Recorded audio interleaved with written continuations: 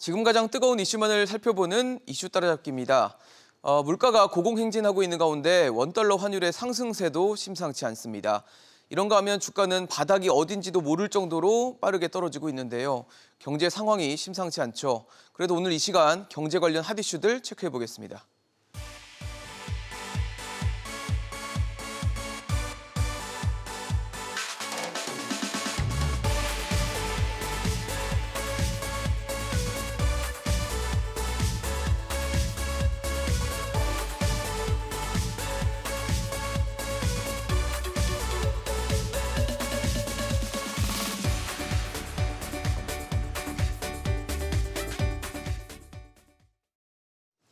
네, 오늘 함께해 주실 세 분 소개하겠습니다. 미중산업연구소 조용찬 소장, 서강대 경제학부 허준영 교수, 서울시립대학교 경제학부 성한경 교수 나오셨습니다. 어서 오십시오. 안녕하십니까. 네. 네, 오늘 이슈 따라잡기 첫 번째 이슈 체크해 보도록 하겠습니다. 환율 얘기부터 시작해 보겠습니다. 1,300원 천장 뚫은 원달러 환율을 저희가 첫 번째 이슈로 꼽아봤습니다. 요즘 환율 걱정, 환율 얘기가 정말 많이 되는데 글로벌 금융위기가 한창이었던 2009년 7월 이후 13년 만에 원달러 환율이 처음으로 1,300원을 돌파했습니다. 뭐 요인에 대해서는 여러 가지가 있는 것 같은데 어떤 게 그래도 가장 좀 크게 작용했다고 보십니까?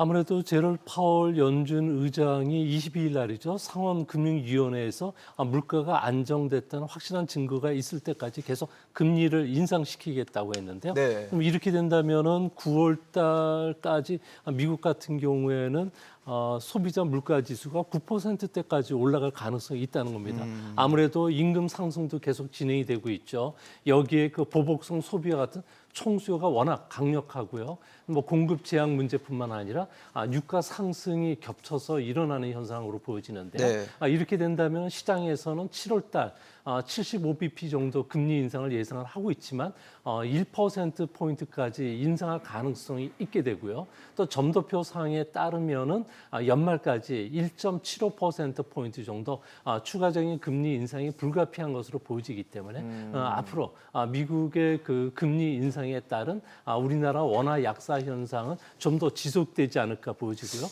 이런 측면에서 보면은 올 연말이면은 미국의 10년물 국제 수익률 같은 경우에는 4%대까지 올라갈 것으로 보여지는데요. 이럴 경우 원달러 환율은 1,350원에서 1,400원대까지도 넘볼 수 있는 위험 상황이 되지 않을까 보여집니다. 사실 지금 조 소장께서 파월 의장 얘기를 했는데 파월 의장이 그런 얘기도 했어요. 경기 침체 가능성에 대해서 언급을 하다 보니까 그게 이제 안전자산 쏠림으로 간 거 아니냐라는 해석도 있는데 이것도 맞다고 봐야 되나요? 네, 최근에 그 8번의 페드에서 이렇게 심하게 금리를 인하했을, 급격하게 금리를 인하했을 6번의 에피소드를 보면 그중에 6번이 리세션 불황으로 이어졌습니다. 경기 침체요. 네, 그렇으면 그렇게 본다면 사실은 향후에 그 글로벌 경기 침체 가능성은 굉장히 높다고 보고요. 이런 상황에서 사실은 지금 앵커님께서도 말씀하셨듯이 예. 안전자산에 대한 쏠림 현상의 일환으로 보입니다. 네. 근데 사실 경기 침체 가능성이 있다라는 걸 인정했다는 것 자체가 당분간 또 금리가 올라갈 것이고 그러면 이런 달러 강세는 당분간 계속된다고 봐도 무리가 아닐까요? 네, 달러 강세가 지속적으로 관측이 될 것이라고 생각이 되고요. 평소 같은 경우는 사실 이제 단기 처방으로 우리가 할 수 있는 것 중에 뭐 통화 스왑 같은 것들이 있을 수 있습니다만 통화 스왑도 미국의 입장에서 보면 돈을 푸는 과정의 일환이고 지금 미국은 돈을 푸는 과정이 아니고 돈을 조이고 있는 과정이기 때문에 사실 네. 통화 스왑이 그렇게 쉽지는 않아 보입니다. 그런 면에서는 사실 원달러 환율이 당분간 상향 추세로 갈 것은 조금 명확해 보입니다. 네. 성 교수님은 어떠십니까? 예, 뭐 지금 뭐 미국이 금리 올리는 것은 어느 정도 확정이 되어 있고요. 네네. 그리고 말씀하신 것처럼 그 올리는 속도를 굉장히 빠르게 갈 가능성이 높기 때문에 그래서 뭐 이 환율이 계속 올라가는 거는 막기 힘들지 않을까 하는 게 뭐 대체적인 저도 그렇게 지금은 생각하고 있습니다. 아무래도 많은 분들이 걱정하시는 게 이제 막 1,300원이라는 숫자도 넘어버리니까 그러면 과연 이 상단이 어디까지 가는 것인가에 대해서도 많이 궁금해하시는데 교수님은 어떻게 좀 보십니까? 이게 보통의 경우 같으면 이렇게 환율이 많이 오르게 되면 어느 시점에서 그 수출이 많이 되고 해서 다시 우리나라 네. 원화 가치가 다시 상승하는 방향으로 그러니까요. 기대할 갈 수 있게 됐는데 지금은 이게 그 수출 수입 같은 것이 원활하게 이루어지지 않는 좀 글로벌 공급망의 문제가 여전히 자리 잡고 있기 때문에 그런 빠른 어떤 경기 안정화 작용을 환율이 못 하고 있다고 볼 수 있습니다. 그래서 이 그런 뭐라 그럴까 유연성이 떨어지는 상황 때문에 올라가는 추세가 꺾이기가 아주 쉽지는 않을 것 같은 우려가 근데 듭니다. 계속 올라가지는 않을 거 아니에요. 저희가 사실 뭐 IMF 외환위기 때도 아주 높은 환율을 또 봤기 때문에 그 상단이 어디인가를 많이 궁금해하실 것 같은데 어느 정도로 좀 예측을 하세요? 뭐 함부로 예측하기 좀 힘듭니다만 쉽지 않죠. 뭐 가장 1,400원 어려운, 정도를 넘어서기는 좀 힘들지 않을까 생각합니다. 1,400원이요? 넘어서긴 힘들 것 같습니다. 그래도 1,400원까지는 올라갈 가능성은 있다라고 보시는 거네요. 예, 이미 1,300원을 쳤고 지금 네. 1,350원 얘기도 나오고 있으니까 그러니까요. 뭐 물론 이게 왔다 갔다 하겠습니다만은 네네네. 1,400원까지는 가능성도 있지 않을까 생각합니다. 좀 열어는 놔야 된다라는 말씀이시네요. 소장님 어떠세요? 어디까지가 좀 상단이라고 보세요? 근데 그 통화 같은 경우에는 뭐 국력의 거울이라는 이야기를 하고 있는데요. 네네. 현재 우리나라 원 달러 환율 같은 경우에는 가장 결정적인 영향을 주는 것은 아무래도 방향이나 속도감에 영향을 주는 것은 아무래도 미국과의 금리 차가 차이가. 되고요. 또 유동성이라는 그 양적 문제, 여기에다 구매력 평가라고 하는 질 문제가 되는데요. 현재 미국 같은 경우는 금리 인상 속도가 지금 상당히 빨라지고 있는데요. 네. 이렇게 된다면은 앞으로 연말 정도 되면은 우리와의 금리 차가 1% 포인트 정도 벌어지게 됩니다. 그렇게 되면은 일드 커브 확대에 따라서 원화 같은 경우도 연말까지 계속 하락 압력을 받을 수밖에 없고요. 네. 또 동해 증가량을 보면은 코로나 이전에 미국 같은 경우하고 지금 보면은 통화 증가율이 한 50% 정도 늘어났습니다. 6조 달러가 풀렸는데요. 이것을 이제 7월 달, 8월 달에 연준 같은 경우에도 475억 달러를 회수하고요. 9월 달부터는 950억 달러를 회수하기 때문에 앞으로도 달러 강세는 지속이 될 수밖에 없지 않나 보여지고요. 네. 또 한 가지는 통화의 질을 나타내는 구매력 평가를 보면은 미국 같은 경우에는 하반기로 갈수록 특히 연말로 갈수록 물가 상승 압력은 기저 효과가 진행이 되면서 아무래도 좀 줄어들 수밖에 없고요. 또 경기 후퇴 국면에 이제 들어가기 때문에 그렇게 됐을 경우에는 달러 같은 경우에 그 물가 상승 압력이 줄어드는데 이제 문제는 우리나라 같은 경우에는 연말로 갈수록 물가 상승 압력이 더 높아진다는 겁니다. 이렇게 됐을 경우에 원화 환율은 1,300에서 1,400원이 적정하지만 만약 전 세계적으로 네. 미국이 돈을 줄이는 가운데 블락 스완이라든지 그리고 또 이제 시장이 줄 수 있는 회색 코뿔소가 발생을 했을 경우에는 최악의 경우 1,450원까지도 생각을 해야 되지 않나 이렇게 보여집니다. 저는 사실 성환경 교수님 1,400원도 좀 놀랐는데 1,400원까지 너무 좀 위험한 거 아닌가 싶었는데 소장님은 1,450원까지도 또 얘기를 해주셨어요.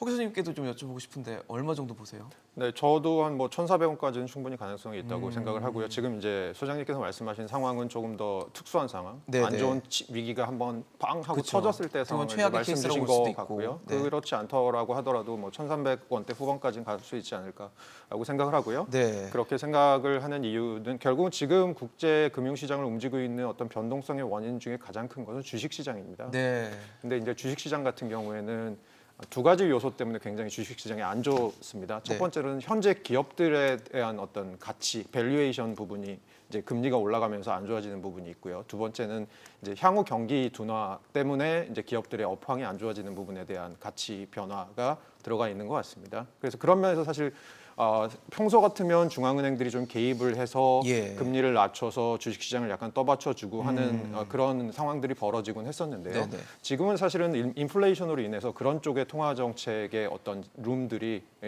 거의 사라진 상태 같습니다. 그렇다면 결국은 저희가 대응을 할 수 있는 이런 환율에 대해서도 대응을 할 수 있는 여지가 평소보다는 굉장히 떨어져 있는 상황이 아닌가라는 생각이 듭니다.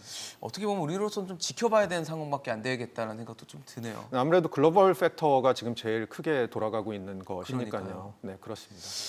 사실 최근에 환율 관련해서 좀 눈에 띄는 부분이 미 재무부에서 나온 보고서를 좀 봤는데 거기 보면은 이제 자본 유출이 원화 절하의 원인이라, 그러니까 원 달러 환율이 이렇게 오르는 데는 자본 유출이 원인인데 국민연금 해외 투자라는 부분을 아예 찝었더라고요. 그래서 저는 좀 의아했던 게 이게 외국인들의 자본 유출 때문이 아니었나라는 생각이 들면서 국내 요인에서 발생했다라는 얘기인데 이건 좀 어떻게 봐야 되는 거예요, 교수님? 그 보고서에는 보통 이제 뭐 상반기, 하반기 한 번씩 나오는 보고서인데요. 이제 거기에 이제 환율 조작국이 어딘지 이런 걸 지정하거나 아니면 관찰 대상국을 지정하는 보고서인데 네네. 보통 나오는 얘기는 통상적으로 한국의 경우 같으면은 상품 수지 조정이나 아니면 전 세계 금리 인상 그리고 지정학적 리스크로 뭐 자본 유출 영향을 준다 이 정도로 끝냈었는데 그러니까요. 이번에 일례로서 이제 그 하나의 그 국민연금 케이스로. 얘기를 네. 들어서 작년에만 600억 달러 정도 자본 유출이 일어났다. 그러니까 이거는 어. 해외 외국인들이 자본을 유출시킨 것이 아니고 국내 금융기관들이 이제 해외로 해외로. 자본을 가져간 것이다라는 이제 얘기를 하고 있습니다. 실제로 국민연금이 2010년도에는 해외 주식을 했던 비중이 10% 정도였는데요. 네. 2022년도에는 해외 주식 비중이 27%에 이르렀고요. 거의 3배 가까이 뛰었네요. 그리고 채권까지 합할 경우 같으면 35% 정도 됩니다. 그래서 해외 비중이 굉장히 커진 부분이 있으니까 뭐 그 재무부에서 지적한 내용이 틀린 내용은 아닌 것 같습니다. 그러니까 이런 얘기가 좀 나오니까 국내적으로는 이게 좀 국민연금이 이런 것에 좀 문제가 있는 게 아니냐라는 그러니까요. 얘기가 나오긴 있는데 어떻게 봐야 돼요? 저는 뭐 꼭 그렇게 볼 필요는 없을 것 같다고 그래요? 생각합니다. 국민연금의 목적은 뭐 이런 정책적인 수단을 하는 게 목적이 아니고 수익 창출을 해서 국민들의 그래, 노후 생활을 돌려줄 수 보장하는 있는, 게 네. 목적이고요. 또 이것을 국민연금만 탓하기는 좀 그런 것은 그 소위 이제 서학개미라고 하는 이제 개인 투자자들의 해외 투자 비중이 굉장히 많이 늘어났습니다. 그렇죠. 이게 2019년도에 다 2조 원 정도였는데요. 네. 2020년도 20조가 돼버렸고요. 10배네요. 예, 그리고 2021년도에도 23조 원이 됐습니다. 그러니까 워낙 그쪽 비중도 크기 때문에 뭐 물론 뭐 국민연금이 더 클 수 네. 있습니다만은 그래서 그걸 국민연금이 그렇게 간 게 문제라고 해서 뭐 국민연금을 통제한다 네. 이런 거는 조금 아닌 것 같고요. 그리고 이렇게 국민연금이 해외 투자하고 하는 것은 단기적으로는 조금 뭐 그런 자본 유출처럼 보이긴 하지만은 과거에 일본이 해외 투자를 많이 해놓음으로써 해외에서 벌어들인 자산 수익을 가지고 경상수지를 굉장히 유지하고 있는 부분이 있거든요. 그래서 뭐 그렇게 나쁘게만 네. 뭐 마냥 나쁘게만 볼 건 아니다. 아니다라고 저는 생각하고 있습니다. 소장님은 어떻게 보십니까? 네, 국민연금 같은 경우에는 운용 자산이 1,000조 원 정도가 됩니다. 네네. 근데 이 1,000조 원 중에서 매년 한 120조 원 정도가 새로 이제 구입되는데 이 자금을 가지고 한국에 투자를 했을 경우에 과연 그만한 상품이 있는가? 또 그 2% 이상의 높은 그 운용 수익률을 줄 수 있는가를 찾아보면 그렇지 않다는 거죠. 달러 강세 시대에 해외에 나가서 투자를 하고 그리고 그 채권 같은 경우 투자했을 때 안정적으로 3-4%의 이익을 벌어들인다면은 국익 차원에서도 그게 바람직한데 이제 문제는 현재 그 연기금뿐만 아니라 서학개미 그리고 금융기관들도 한꺼번에 자금 유출이 일어나고 있다는 겁니다. 뭐 서학개미 같은 경우에는 무려 작년에만 올해 들어서 120억 달러를 해외 주식을 샀는데요. 특히 테슬라라든지 엔비디아, 애플, 알파벳, 넷플릭스뿐만 아니라 나스닥 100 그리고 그 필라델피아 반도체 지수의 ETF를 집중적으로 사들이고 있는데요. 아무래도 주가 하락기에 투자를 했을 경우에 이런 성장성 높은 종목들 같은 경우에는 어느 악조건 속에서 들어가더라도 항상 그 수익은 플러스를 기록했다는 점에서 뭐 투자를 하고 있긴 하는데 네. 이것을 또 막을 수도 없는 입장이기 그렇죠. 때문에 앞으로도 계속 이런 그 자금 그 유출에 따른 예. 원화 약세는 불가피하지 않을까 보여집니다. 여기서도 또 어쩔 수 없는 부분이 생겼는데 저희가 다음 이슈도 함께 좀 체크를 해볼게요. 아까 말씀을 주셨던 것처럼 최근에 증시가 참 여러 가지 충격을 받으면서 좀 떨어지는 분위기들이 있어요. 그래서 저희가 두 번째 이슈는 코스피 코스닥 또 바닥 아래 지하실로라고 제목을 잡아봤습니다. 참 바닥 찍는다는 얘기를 많이 하는데 요즘에 뭐 지하실까지 간다, 지하로 내려간다 이런 얘기 많이 해요. 연저점을 계속 뭐 경신하면서 계속 내려가는 분위기가 있어서 저희가 이렇게 꼽았는데 앞서 저희가 국민연금 얘기를 했지만 사실 외국인들이 셀코리아식으로 이제 매도를 계속 하다 보니까 이런 것들이 국내 증시나 이런 데 크게 좀 영향을 주고 있다라는 해석이 있어서 이걸 어떻게 봐야 될지도 궁금한데 교수님 어떻게 좀 해석을 해 주시겠습니까? 네, 결국은 이제 국내 투자자와 해외 투자자 사이에 약간 차이가 지금 생기는 것 같기도 하고요. 주로 기관 투자자 혹은 해외 투자자들은 지금 팔자의 분위기로 가고 있는 것 같은데요. 특히 해외 투자자 같은 경우는 국내 투자자가 가지지 않는 리스크를 하나 더 갖고 있는 게 바로 환 리스크 그렇죠. 부분이죠. 네네. 저희야 그 원화로 거래해서 원화로 소비를 하지만 네네. 해외 투자자들은 그렇지 않으니까요. 그러니까 그런 면에서는 사실은 원화에 대한 지금 환율의 움직임과 아까 소장님이나 우리 교수님 말씀하신 대로 같이 봐야 될 부분도 있을 것 같고요. 예. 그리고 아무래도 전체적인 그 덩치로 보면 아무래도 기관 투자자나 해외 투자의 워낙 그 덩치가 크기 때문에 그렇죠. 개인보다는. 그렇기 때문에 네, 셀코리아 분위기가 아무래도 한국 증시에 굉장히 악영향을 주는 것은 어쩔 수 없는 현상 같습니다. 근데 사실 외국인들이 나가는 걸 막기도 참 어렵지 않나요? 네, 그렇습니다. 더군다나 지금 그 금리가 미국에서 빠르게 올라가면서 사실은 그 한국에 있는 자산들을 뭐 우리나라가 아직 펀더멘탈이 굉장히 좋은 나라고 뭐 그렇게 보기는 합니다만 네네. 한국에 있는 자산들에 대한 매력도가 상대적으로 떨어질 수밖에 없는 것이죠. 그리고 아까 말씀해 주신 대로 전 세계적으로 경기가 안 좋을 때는 결국 안전자산으로 갈 수밖에 없는 것이고요. 그렇다면 한국에 있는 자산들, 예를 들어 한국에 있는 아무리 큰 주식들이라고 덩치가 큰 주식들이라고 하더라도 네. 그것이 안전한 것이냐, 혹은 수익률 측면에서 다른 어떤 그 선진국들의 자산에 비해서 매력이 있는 것이냐의 그러니까요. 부분에서는 좀 떨어지는 것이 사실 같습니다. 사실 근데 이렇게 외국인들의 매도세가 하루 이틀이 아니라서 그게 좀 더 걱정스럽다는 생각이 좀 드는데 성 교수님은 어떻게 좀 보십니까? 이게 외국인들 입장에서 한국에 투자하는 것은 일종의 헤지 목적이 있습니다. 그래서 달러 가치가 떨어질수록 투자를 많이 한국에다가 많이 투자를 한다는 게 기본적인 상황인데요. 지금 이제 반대 상황이 되니까 모르니까. 이제 빠져나가고 있다고 볼 수 있는데 이걸 좀 더 근본적으로 보면은 즉 이거를 뭐 외국인들이 투자를 할 때 우리나라 기업의 어떤 내재 가치를 보는 것도 있겠지만은 그거보다는 그냥 한국 전체 경제 시장 상황을 좀 더 많이 보는 것 같아요. 전체 한국 경제를요? 예, 그래서 뭐 우리나라의 특정 뭐 상품 그 기업의 주가가 떨어지는 게 그 기업의 문제라기보다는 한국 경제 전체를 조금 조망해서 하는 것이 아닌가 싶고 네. 그래서 뭐 지금 우리가 보고 있는 이런 환율 급등 같은 것이 코스피 투자를 이제 줄이는 형태로 보고 있는 것이니까 그만큼 한국 경제의 불확실성을 좀 많이 보고 있는 게 아닌가 싶은 우려가 듭니다.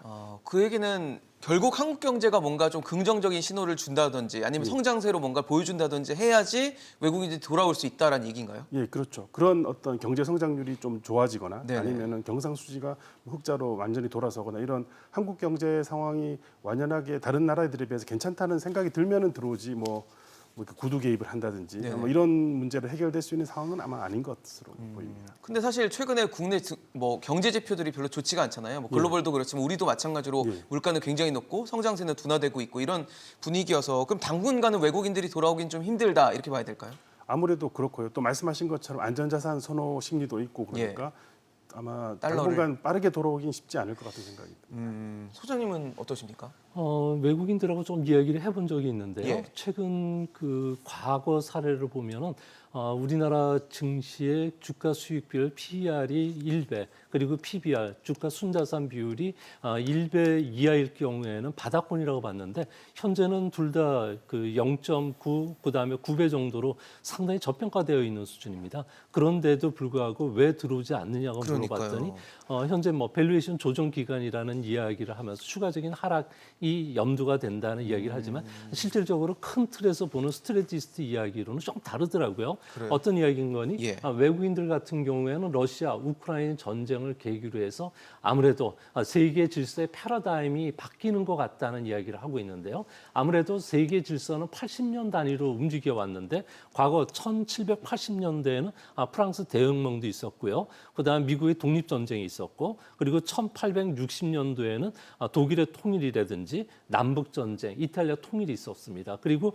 1940년대에는 세계 제2차 세계대전이 일어났는데 지금은 현재 미중 패권 전쟁 속에서 일어나는 그 여러 가지 사건들이 있고 여기에 질병이라든지 식량난, 인구 이동, 패권 이동까지 겹쳐지기 때문에 현재 위험 자산이라든지 또 신흥국에 과도하게 투자되어 있는 부분을 회수해야 된다. 특히 한국을 많이 파는 이유 중에 하나가 한국 같은 경우에는 한국 정부가 경기와 물가 그리고 환율에는 세 가지 토끼를 다 잡고 있는데 이 세 가지 토끼를 다 잡으려다 보면은 하나도 못 잡는 가능성이 더 높다고 보고 있다고 합니다. 이 때문에 당분간 한국과 관련된 환율이라든지 물가 그리고 경기가 어느 정도 잡혀진 걸 확인한 뒤에 들어와도 늦지 않다고 평가하는 것 같습니다. 경기와 물가, 환율을 셋 다 못 잡는다. 예. 우리 정부가. 우리 경제가 좀 뼈 아프게 들어야 될 얘기가 아닌가라는 생각이 좀 드는데 사실 경기랑 물가 둘 다 잡기가 일단 자체가 좀 힘들어요. 하나를 잡으면 하나를 좀 놓쳐야 되는 그런 상황인데 거기에 환율이란 변수까지 또 개입되다 보니까 그게 좀 더 어려워지고 있다는 생각은 드는데 그럼 우리 정부가 결국은 경제를 살려놔야지 뭔가 되겠다는 생각이 좀 드는데 그럼 어떤 게 좀 필요하다 보세요? 뭐 결국은 정부가 할 수 있는 역할은 가장 큰 건 정책이라고 생각을 하고요. 그런 면에서 그 정부가 쓸 수 있는, 그러니까 정부나 아니면 뭐 한국은행에서 쓸 수 있는 정책이 이제 통화정책, 재정정책들이 있는데요. 네네. 아무래도 지금 통화정책 측면에서는 물가라는 발등에 불이 떨어져 있기 때문에 물가를 잡는데 사실은 주력을 할 것으로 보이고 해야 한다고 저도 생각을 하고 있습니다. 네, 예. 네. 그렇다면 결국은 그 물가를 잡는 과정에서 벌어질 수밖에 없는 아주 경기에 미치는 부작용들에 대해서 결국 재정정책 측면에서 이제 따라가면서 또 혹은 선제적으로 대응을 해가면서 조절을 해야 되는 부분이 필요하다고 생각을 하고요. 네. 그런 면에서 사실 이제 한국은행과 기재부 혹은 기재부와 한국은행 사이에 서로 더욱 긴밀한 커뮤니케이션이 굉장히 요구되는 시기라고 생각이 됩니다. 사실 지금 말씀해 주시지만 재정과 통화 정책이 어떻게 보면 폴리싱 믹싱을 좀 잘해야 되는 상황이 됐는데 통화 정책 같은 경우는 이미 연준이 굉장히 빠르게 지금 올릴 것 같아서 지금 우리 금리랑 기준금리랑 비교해도 거의 비슷하잖아요. 상단 기준으로는 같고 하단 기준으로는 뭐 0.25% 포인트밖에 차이가 안 나니까 곧 역전될 거다. 이런 얘기들이 나와요. 우리가 미국이 가는 만큼은 못 따라갈 거다 금리를. 그럼 역전을 방치할 수밖에 없는 상황이고 거기서 또다시 외국인들의 자금 이탈이 일어날 것 같다는 생각이 드니까 여기서도 또 다른 충격을 우리가 좀 뭐 예상하고 준비를 해야 되는 거 아닌가라는 생각이 드는데 성 교수님은 어떻게 보십니까? 관련해서 보게 되면은 7월 13일에 이제 금통위가 열리게 되는데요. 그렇죠. 이제 그 미국 이제 FOMC 같은 7월 26일, 27일에 열립니다. 근데 금통위가 열리기 직전에 그 미국 소비자 물가 지수가 발표가 될 것 같아요. 그러면은 아마 미국에서 연준에서 이제 금리를 얼마나 인상할지도 그 미국 소비자 물가 지수, 즉 6월달에 소비자 물가 지수가 얼마가 나오냐를 볼 건데 아마 그걸 고민해서 한은에서도 이제 금리를 아마 결정하지 않을까 싶은 생각이 들어요. 한은은 CPI가 나오고 나서 예. 연준의 결정이 있기 전에 사이에 있으니까 CPI를 보고 미국 연준의 CPI 를 결정을 보고, 내다본다는 얘기네요. 예, 내다보고 아마 하지 않을까. 결정을 하지 않을까. 예, 싶은데요. 아무래도 뭐 제가 봤을 때는 소위 빅스텝이라 그러 0.5%는 뭐 미니멈으로 올려야 될 것 같고요. 최소. 예, 근데 그게 나왔던 그 CPI가 만일에 많이 높게 나온다 그러면 시장의 예상을 넘어선다 그러면은 뭐 한국도 이제 자이언트 스텝이라는 걸 고민해야 되는 시기가 우리도요? 해야 되지 않을까 싶은 생각이 들긴 합니다. 그러지 않으면은 금리 역전이 더 빠르게 올 것 같고요. 근데 금리 역전에 대해서 여러 가지 이제 말씀들이 있는데 뭐 괜찮을 것이다라는 의견도 있고 금리 역전이 돼도 즉 자본 유출이 일어나지 않을 것이다 하는 의견도 있고 자본 유출이 일어날 것이다라는 의견이 있는데 자본 유출이 일어나지 않을 것이라고 주장하는 측에서는 과거 한 3번 정도 금리 역전이 된 적이 있었지만은 대규모 자본 유출이 없었다라는 이제 주장이 조금 있습니다. 근데 그 3번 정도에 끝나는 시기를 보게 되면은 사실 자본 유출이 좀 있었거든요. 그래요? 그 약간 맨 마지막에는 위기의 단계로 끝났습니다. 물론 그 위기란 게 한국이 초래한 위기는 아니지만 그런 부분이 있었기 때문에 또 그 당시에 자본 유출이 일어나지 않은 것은 우리나라의 경상수지가 그 흑자 기조를 유지하고 있었기 때문에 괜찮았군요. 있었으니까 환율이 다시 이제 소위 이제 원화 가치가 다시 올라갈 것이라는 기대가 있으니까 돈이 좀 들어왔었는데 지금은 여러 가지 지금까지 얘기한 것처럼 원화 가치가 올라갈 것이라는 거에 대한 기대가 높지 않거든요. 그러니까 그 금리 역전이 일어나면은 과거 3번에 비해서는 그 이 자본 유출이 일어날 가능성이 조금은 더 높지 않을까 싶은 우려가 되긴 합니다. 근데 사실 최근에 뭐 저희가 셀코리아 외국인 매도세 뭐 이런 얘기를 하는 상황에서 원화 유출이 그러니까 외국인들의 자본 유출이 없을 것이다라고 보는 게 너무 아니하지 않은가라는 생각도 좀 들거든요. 저도 그렇게 보는데요. 예.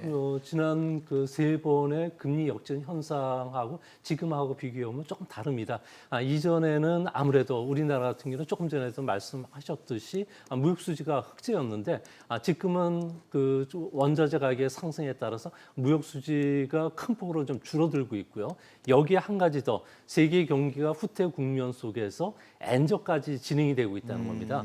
뭐 과거 사례를 보면 1988년부터 네. 1990년까지 엔저가 있었는데 이때 코스피 같은 경우에는 1000포인트에서 250포인트까지 급락을 했고요.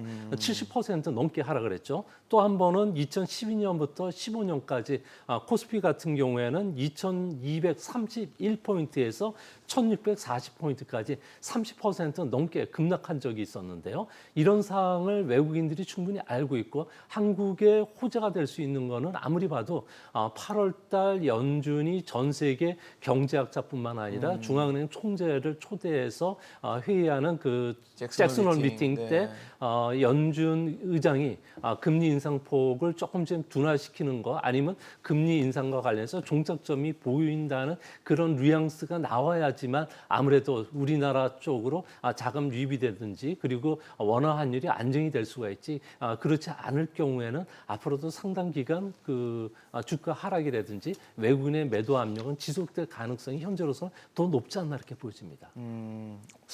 허 교수님 어떠십니까? 사실 금리 역전을 보게 될 것 같은데 그러면은 어떤 우리한테 좀 충격 혹은 폭풍이 있다 보십니까? 네, 두 분 말씀하신 대로 저도 사실 금리 역전이 언제나 위험하다고 생각하지는 않습니다. 하지만 금리 역전이 위험할 때가 있는 거고요. 그리고 저희도 사실 뭐 기분이 좋을 때 누가 건드리면 괜찮지만 네. 기분이 조금이라도 안 좋을 때 누가 건드리면 폭발을 하지 그렇죠. 않습니까? 맞아요. 아무래도 탄성치가 좀 다를 수밖에 없는데요.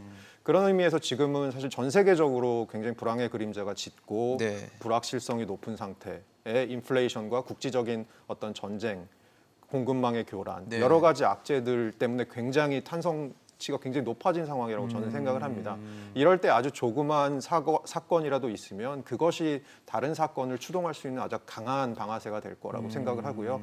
그런 의미에서 아까 그 경상수지가 어떻게 보면 저희한테는 좋은 하나의 그 척도가 되기도 하는데요. 네. 지금은 굉장히 민감한 상황이라고 생각합니다. 그리고 통화정책 측면에서는 사실 그런 면에서는 미국하고 바로 안 맞출 수 있는 부분이 저는 없다고 생각합니다. 근데 사실 미국이 이미 연준에서 75bp라는 자이언트 스텝을 이미 밟았고 이후에도 아까 성환경 교수님 말씀 주신 것처럼 뭐 최소 빅스텝, 그러니까 50bp 이상을 아마 단행할 것으로 예상이 되는 상황인데 과연 우리도 할 수 있냐에 대해서 좀 여쭤보고 싶은 게 우리는 사실 빅스텝 한 적이 없죠. 우리는 25bp가 최상단으로 계속 제시를 해왔던 거였고 그거를 계속 해왔는데 이번에 과연 그럼 미국이 뭐 앞으로 막 뛰어간다고 해서 우리도 과연 뭐 50bp 혹은 75bp라는 숫자를 하면서 뛰어갈 수가 있는 것인지 그걸 좀 여쭤보고 싶어요. 네, 그거는 그 아무래도 한국은행 관계자분들께서 워낙 면밀하게 보고 계실 거라고 생각은 하는데요. 그렇다면 결국 저희가 알 수 있는 것은 이제까지 총재님, 그러니까 한국은행 총재가 나와서 네. 했던 인터뷰들이나 이런 것들을 통해서 유추해 볼 수 있는 거죠. 향후에 어떤 정책의 마인드를 갖고 있는지. 그렇죠.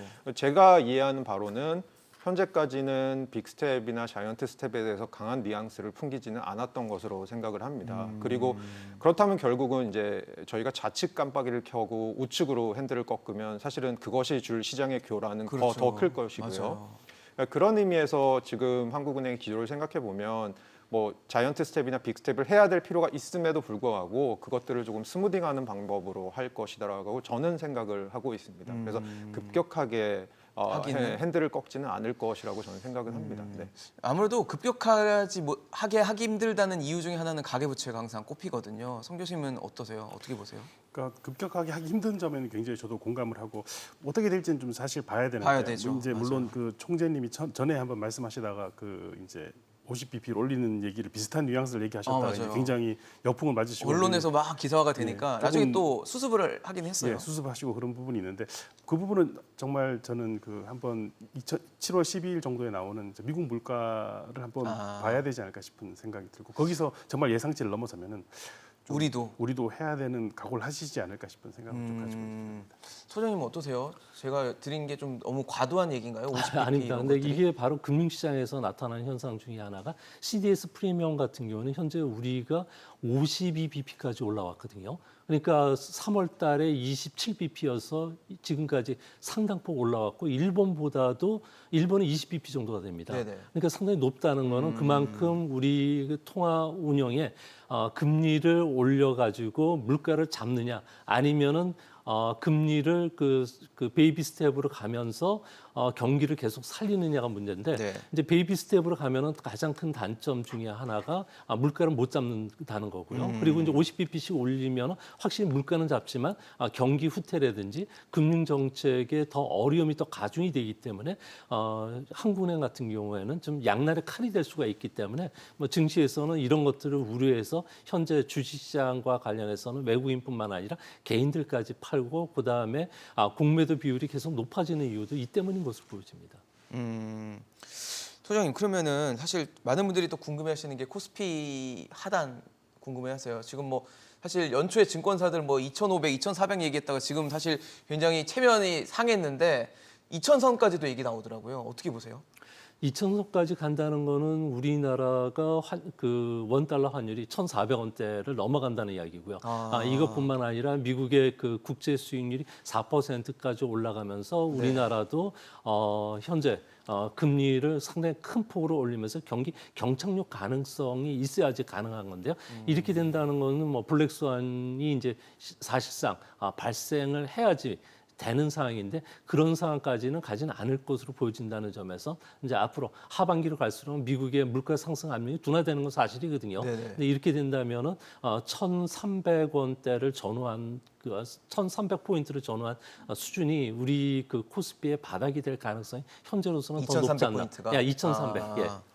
근데 사실 아까 소장님께서 1,450원 얘기를 환율 얘기를 해주셔가지고 저는 그게 좀 마음에 걸리거든요. 물론 최악의 상황을 상정하셨는데 그런 상황이 온다면 당연히 우리 증시에도 영향을 줄 거 아니에요.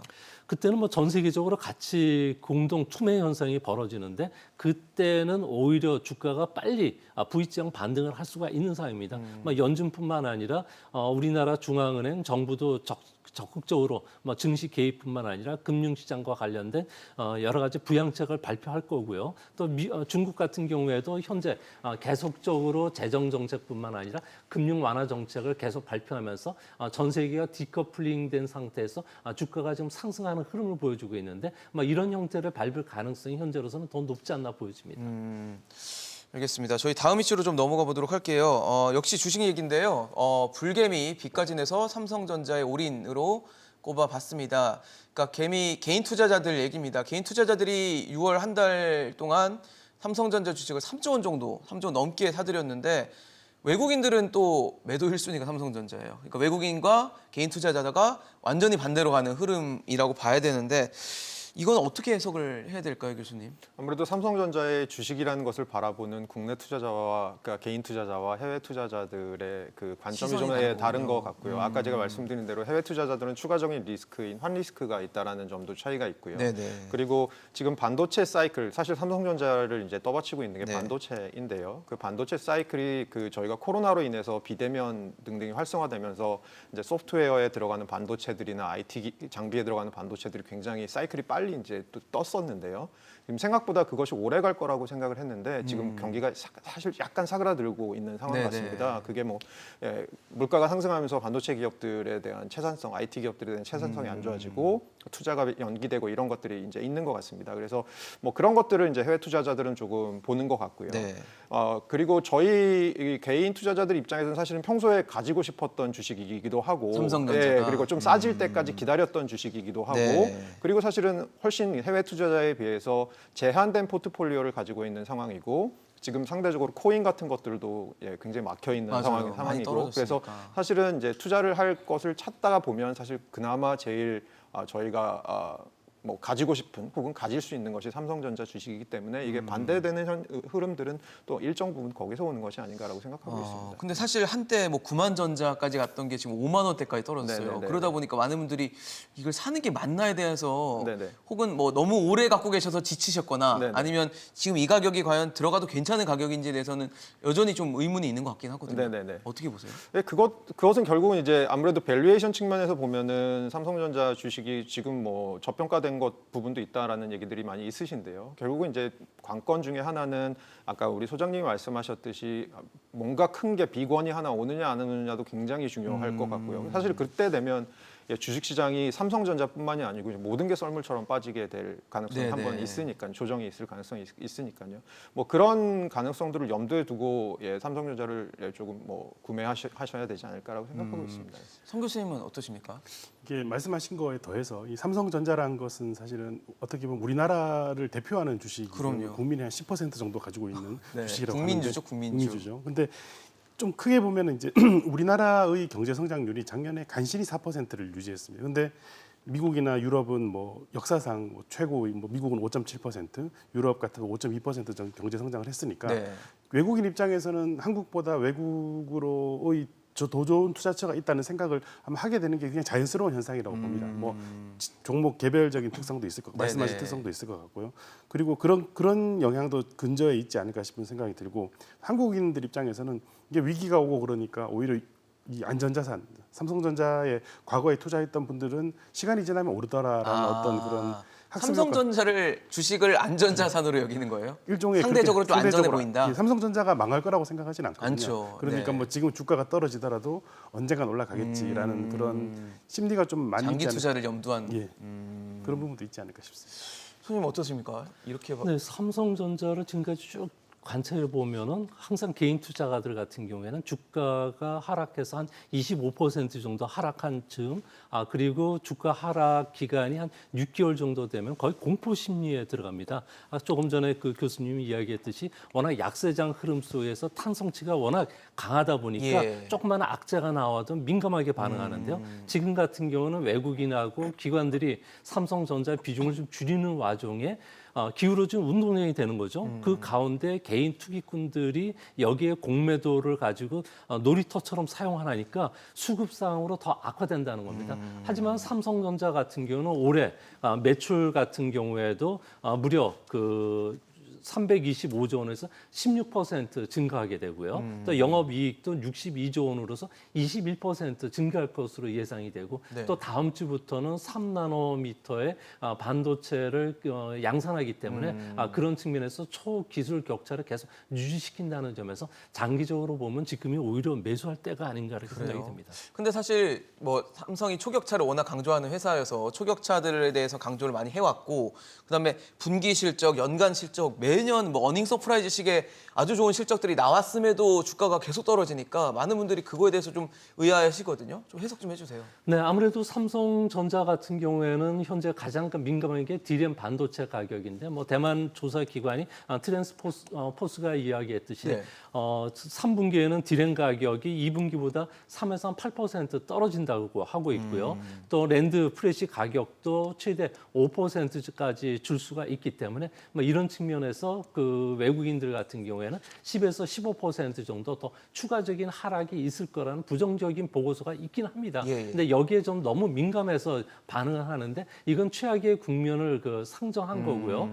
그렇지 않고 그 삼성전자의 구조조정이라든지 배당률 상향 조정 그리고 정부의 여러 가지 그 부양책을 감안한다면은 지금 수준이 오히려 매수할 수 있는 타임이 되지 않나 저는 그렇게 보고 있습니다. 사실 최근 지금 삼성전자 얘기를 하고 있지만 많은 분들이 또 걱정하시는 것 중 하나가 반대 매매인 것 같아요. 반대 매매 그러니까 개인이 빚을 내서 이제 주식 사고 이거를 어떻게 갚지를 못해서 어떻게 보면 강제 청산되는 걸 이제 반대 매매라고 하는데 반대 매매가 계속 주식을 좀 끌어내리는 요인으로 작용할 것이다. 라고 보는 시선들이 있어서 좀 의견을 여쭤보고 싶습니다. 네, 뭐 어쩔 수 없는 현상인 것 같고요. 네. 지금 금리가 계속 올라가고 있고 결국은 이제 빚을 낸다는 건 금리에 민감해질 수밖에 없다라는 상황이 될 수밖에 없고요. 그런 면에서는 사실 지금 앵커님께서 지적하신 부분에 대해서 충분히 가능성이 있다고 생각합니다. 네. 그럼 그 충격도 같이 좀 상정을 해서 우리가 준비를 해야 되네요. 네, 전체 그 시장에서의 그런 어떤 그러니까 그 부채와 연동된 투자들의 어떤 비중이라던가 이런 것들이 아무래도 저희가 금융안정이나 주식시장 어떤 안정적인 흐름을 계산하거나 판단할 때 반드시 고려해야 될 상황이라고 생각합니다. 알겠습니다. 저희가 사실 지금 뭐 계속 얘기했던 게 환율, 뭐 시장, 뭐 또 지금 주식 한 종목이지만 말씀을 드렸는데 이 모든 것들의 원인은 바로 이 이슈 때문인데요. 물가입니다. 4월에 4%대, 5월에 5%대, 6월에 6%대. 그러니까 월에 있는 숫자처럼 마치 물가가 오르는 그런 아주 공포스러운 상황이라고 좀 보여지는데 물론 안 올랐으면 좋겠는데 좀 걱정이 되는 건 사실입니다. 지금 6%대 소비자 물가를 상승률을 기록하는 게 아니냐라는 우려까지 나오는데 성 교수님 이게 제가 좀 지나치게 걱정하는 걸까요? 뭐 충분히 할 수 있는 걱정이라고 생각을 하고요. 왜냐하면 이 CPI를 이루는 구성 품목 중에서 이제 네네. 그 휘발유가 5번째를 차지하고 있고요. 가중치 크기로 보면은 그리고 경유가 9번째를 차지하고 있습니다. 근데 이 두 가지를 합해버리면은 3번째로 올라가거든요. 그러니까 전세, 월세 다음으로는 이제 유류 가격이 높아지는데 기름값이군요. 지금 근데 우크라이나 사태 등으로 인해서 기름값이 굉장히 지난달에 많이 올랐지 않습니까? 맞아요. 2,000원이 훌쩍 쌀 정도로 넘었죠. 예. 네, 많이 올랐어요. 그런 상황이라 생각하면은 이제 CPI가 높게 상승할 상승하는 것은 거의 뭐 기정사실이라고 봐야 될 것 같고요. 물론 뭐 공공요금을 최대한 억제할 수 있겠습니다만은 그렇다 하더라도 워낙 유류 가격이 높아서 이제 많이 올라가는 요인이 있고 또 이거는 우크라이나 전쟁의 요인도 있고요. 네네. 또 지난달에 이제 그 유류세를 좀 낮추고 여러 가지 네. 뭐 있었습니다만 그런 대책들을 일로 인해서 지난달 5월달에 휘발유 소비가 43%가 늘어났습니다. 굉장히 많이 늘어났습니다. 소비가요? 소비가요. 예. 아. 그래서 이거는 유류세를 인하시킨 영향도 있었고 네네. 또 저는 그것보다는 오히려 이제 엔데믹의 영향이 있지 않을까 싶은 생각이 있습니다. 그래서 수요도 늘어났고 했기 때문에 네네. 유류 가격이 많이 올라갔고요. 그게 CPI에 그대로 반영이 된다 그러면은 이제 굉장히 이제 CPI가 높아질 것 같은 우려가 들고 예. 더 걱정스러운 것은 이렇게 높은 물가를 지금 현재 세대는 경험해 본 적이 한 번도 없거든요. 그렇죠. 아마 80년대 오일 쇼크 이후로는 거의 제일 높은 수준인데 아마 오일 쇼크를 경험했던 분들은 60대 후반 내지 중반 정도 되시는 그렇죠. 분들일 70년대 겁니다. 후반 막 이러니까. 예, 뭐 50대 분들만 해도 그때는 아주 어려서 그런 맞아요. 거를 잘 모르실 테니까 그러니까 이런 부분이 다가왔을 때 과연 국민들이 이거를 어떻게 받아들일 수 있을지 사실 굉장히 걱정스러운 부분도 있긴 합니다. 그렇네요. 경험해보지 않은 것에 대해서 어떻게 또 볼 것인가도 관심이 될 것 같은데 이런 걱정을 할 수밖에 없는 것 중 하나가 5월 생산자 물가가 많이 또 올라서 이게 소비자 물가의 전가가 좀 되잖아요. 그래서 걱정이 되는데 소장님은 어떻게 보십니까? 네, 5월 생산자 물가 지수 같은 경우는 9.7%까지 올랐는데요. 3개월 연속 오름세를 보이고 있습니다. 우리나라 같은 경우는 생산자 물가 지수가 소비자 물가 지수에 3개월에서 6개월 정도 시차를 두고서 영향을 끼치기 때문에 네. 그렇게 본다면은 앞으로 하반기 특히 여름철로 갈수록 점점 더 상승 압력이 더 세질 수밖에 없는데요. 저도 현재 그 물가 상승 압력을 느끼는 게 1970년대 학교 다닐 때 그 느꼈던 그때와 비슷할 정도로 20%대 그 물가 상승 압력과 비슷하지 않나 이렇게 보여집니다. 그래요? 그 당시에는 예. 라면값 같은 경우에도 그 분기당 한 번씩 올라가기 시작했고요. 그때는 뭐 성장률이 워낙 높을 때였고, 그렇죠. 그리고 그 당시에 이제 임금 수준이 낮았는데 지금은 임금 수준이 높은데도 이 정도의 개인적인 충격을 받는다는 것은 네. 물가와 관련해서도 개인들이 5가지 측면에서 악영을 받는다고 그럽니다. 네. 아무래도 경제적 부담이 커질 수밖에 없고요. 또 대출 금리 인상으로 해서 이자 부담이 늘어날 수밖에 없고 또 연금 수급액이 상대적으로 줄어들게 되고요. 또 주택 가격이라든지 주가 하락으로 인해서 네. 자산 소득이 또 줄어들 수 있고 또 경기 후퇴에 따른 고용난도 우려가 되기 때문에 이런 악순환에 빠져들지 않도록 좀 빨리 정부가 나서서 적극적으로 물가 상승 압력을 잡아야 되지 않나 이렇게 보여집니다. 근데 궁금한 게 정부가 잡을 수 있나요? 이게 사실 요인들이 좀 우리 요인보다는 대외적인 요인들이 많아서 정부가 과연 핸들링할 수 있는지 잡을 수 있는지도 좀 궁금한데 어떻게 보십니까? 사실 그 저의 생각으로는 대세를 아주 극적으로 바꾸는 것은 힘들 수 있다고는 생각을 합니다. 지금 앵커님께서 말씀하신 대로 아무래도 국제적인 요소들 예. 때문에 생기는 것이니까요. 그런데도 불구하고 사실 저희가 할 수 있는 부분도 충분히 있다고 생각을 하고요. 뭐 특히 통화 정책 부분에 있어서는 사실 물가의 어떤 악순환의 시작점이 항상 보면 이제 기대 인플레이션이라는 게 있습니다. 사실은 저희가 어떤 계약 같은 것을 맺을 때 향후에 인플레이션이 어느 정도 발생할 것이라고 생각을 하고 그것에 이제 근거해서 계약을 맺고 네네. 향후 몇 년 동안 지속되고 이런 것들이 있으니까요. 예를 들어서 임금 계약 같은 것이 대표적인 그렇겠죠. 예이죠. 그러면 맞아요. 예, 사실 이 기대 인플레이션 관리가 굉장히 중요한 거고 그 부분에 있어서는 뭐 중앙은행이 할 수 있는 부분이 있고 또 그리고 또 물가가 이렇게 악순환에 빠졌을 때 뭐 예를 들어서 서민들을 위한 대책들, 물가의 피해들을 조금 많이 받는 계층을 위한 대책들, 예를 들어서 뭐 이런 것들에 대해서는 충분히 재정 정책의 측면에서 접근을 할 부분도 저는 분명히 있다고 생각합니다. 그래서 뭐 국제적으로 발생하는 일이니까 우리는 아무것도 할 수 없어라고 생각하기보다는 네네. 그래도 할수 있는 우리는 것들을. 무언가를 할 수 있는 것을 찾아야 할 것이라고 저는 믿고 있습니다. 교수님 말씀해주신 기대 인플레이션 이미 5월에도 3.3%가 나올 정도로 그러니까 앞으로 그러니까 물가가 올라갈 것이라는 어떤 예상치가 더 크게 작용하고 있다고 봐야 되는데 그렇죠 할 건 해야죠 우리가. 근데 우리가 흔히 얘기할 때 왜 재정 정책과 통화 정책이 충돌이 나는 것에 대해서 좀 우려하는 시선들이 있어요. 돈은 푸는데 금리는 올리는 뭐 이런 것들에 대한 걱정을 하는데 이건 어떻게 좀 잘 운영을 하는 게 좋다고 보십니까? 아마 이제 전에 아까 말씀하신 것처럼 뭐 행정부와 이제 저기 그 중앙은행, 중앙은행이 네. 같이 얘기를 해서 뭐 그런 이제 서로 엇박자 나는 정책을 만들지 않도록 하는 부분이 중요한 것 같고요. 아무래도 물가에 직접적인 영향을 주는 건 저는 중앙은행이라고 생각을 합니다. 행정부 금리요? 역할은 뭐 금리죠. 이제 네네. 행정부의 역할은 좀 제한적이고 행정부는 물가 전체를 통제하는 어떤 능력보다는 이게 물가가 올라갔을 때 인플레이션이 발생했을 때 이제 집중적으로 피해를 받는 쪽에 사람들을 어떻게 잘 네, 보호할 부담을 거냐. 줄여줄 것인가. 예. 그런 부분에 대한 정책을 좀 더 선제적으로 좀 준비할 필요가 있지 않을까 저는 생각하고 있습니다. 소장님은 어떻게 보세요? 일단 이창용 총재도 뭐 물가 중심으로 통화 정책을 하겠다. 그러니까 어떻게 보면은 성장은 조금 뒤로 밀어 두더라도 물가부터 잡겠다라는 기조는 확실한 것 같거든요. 네, 그 우리나라 같은 경우에는 주가 정점과 그리고 이제 실제 경기 후퇴 국면의 그 기간을 보면 한 6개월에서 한 8개월 그 정도가 됩니다. 아, 그래서, 기간이요? 텀이? 그래서 지금 현재는 1월 달에 주가 정점이 나왔기 때문에 경기 후퇴 국면의 초입에 지금 들어가 있는 상황이거든요.